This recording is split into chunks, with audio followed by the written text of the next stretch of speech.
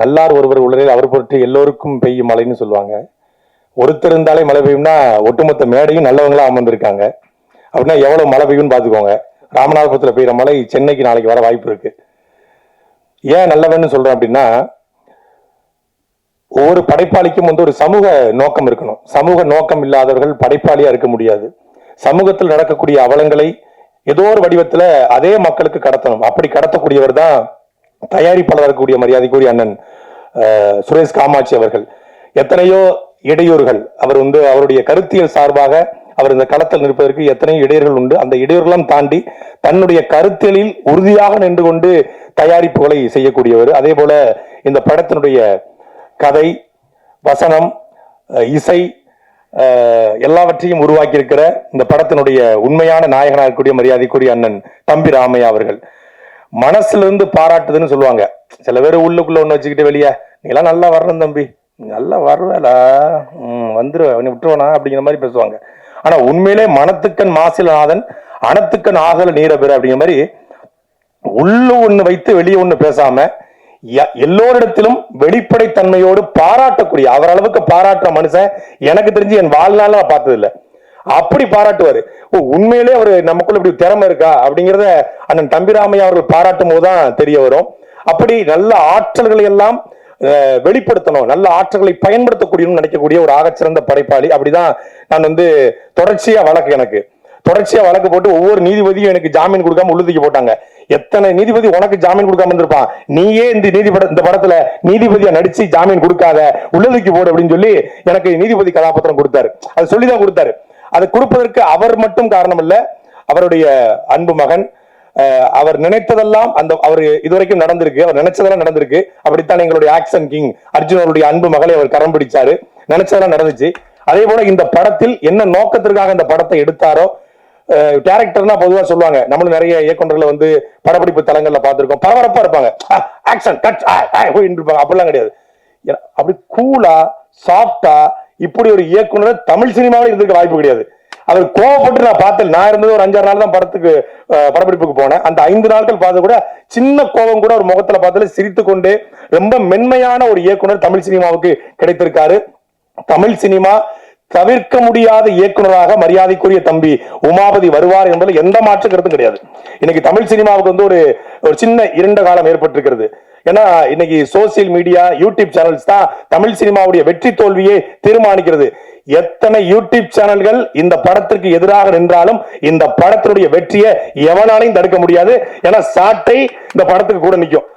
சாட்டைனா சமுத்திரக்கணி என்ன கூட நிற்பாரு, அந்த சாட்டை தம்பிராமையா நிற்பாரு.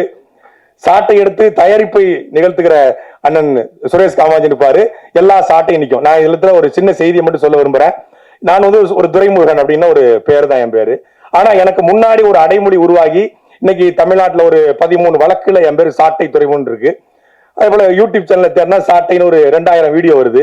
கூகுள்ல போனா சாட்டை அப்படிங்கிற பேர் வருது. அந்த சாட்டை அப்படிங்கிற பெயர் எனக்கு கிடைத்ததற்கு முக்கியமான காரணம், முதல் காரணம் அண்ணன் சமுத்திரகனி அவர்களும் அண்ணன் தம்பிராமையா அவர்களும் தான்.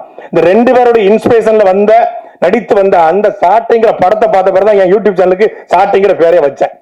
இப்போ சாட்டைன்னு போட்டு அவங்க படம் வராது, என் படம் தான் வரும். நான் ஓவர்டேக் பண்ணி போயிட்டேன்.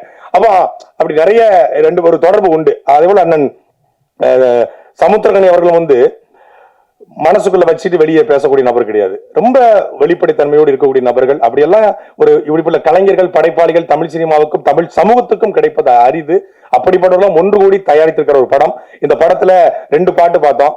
ஒண்ணு நம்மளுடைய உடலை நடுங்க வைத்தது, இன்னொன்னு உள்ளத்தை நடுங்க வைத்தது. 2 பாட்டுமே.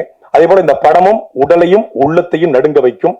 தமிழ் சமூகத்துல இந்த படம் சின்ன அதிர்வுகளை நிச்சயம் ஏற்படுத்தும். இந்த படத்துல எனக்கு வாய்ப்பு வழங்கிய மரியாதைக்குரிய அண்ணன் தம்பிராமையா அவர்களுக்கும் அவருடைய அன்பு மகன் உமாபதி அவர்களுக்கும் தயாரிப்பாளர் சுரேஷ் காமாட்சி அவர்களுக்கும் என்னுடைய நன்றியும், இந்த படம் வெற்றி பெற என்னுடைய வாழ்த்துக்களும்.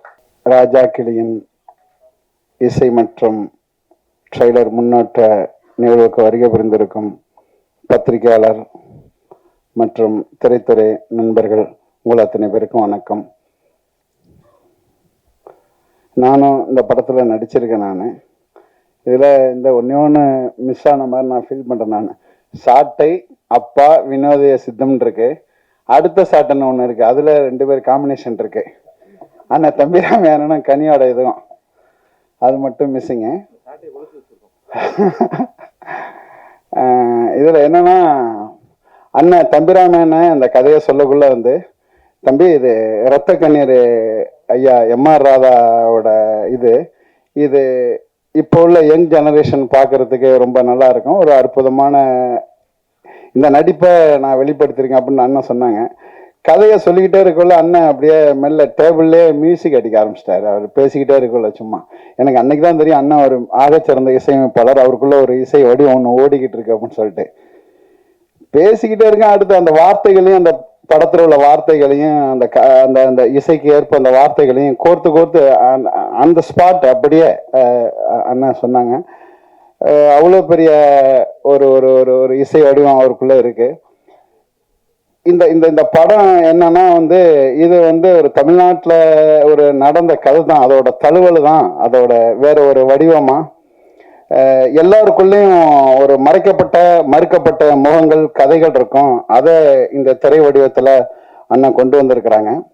அதுல முதல் முயற்சியா தம்பி உமாபதியே இதோட இயக்குனரா இருக்கிறாரு. அதுல நிறைய காட்சிகள் என்னோட கல்லூரியில தான் படமாக்கப்பட்டது. ஒரு புதிய வரவு மாதிரி அவர் தெரியல. ஏற்கனவே ஒரு 4-5 படங்கள் இயக்குன ஒரு அனுபவம் போல அவர் தம்பி உமாபதியை நான் பார்த்தேன். நான் இது எல்லாத்தையும் தாண்டி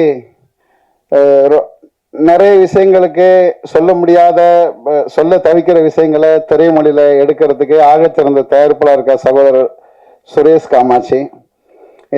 இது இது இது இந்த படம் வெற்றி அடையணும். இந்த படம் வெற்றி அடையணும்னா இங்க இருக்கக்கூடிய பத்திரிகையாளர்கள், ஊடகவியாளர்கள் இதை நீங்க ஒரு ஆகச்சிறந்த முறையில நீங்க இதை எடுத்துட்டு போய் நான் நம்புறேன். நான் இந்த படம் வெற்றி அடைய என்னுடைய சிறப்பு வாழ்த்துக்கள்.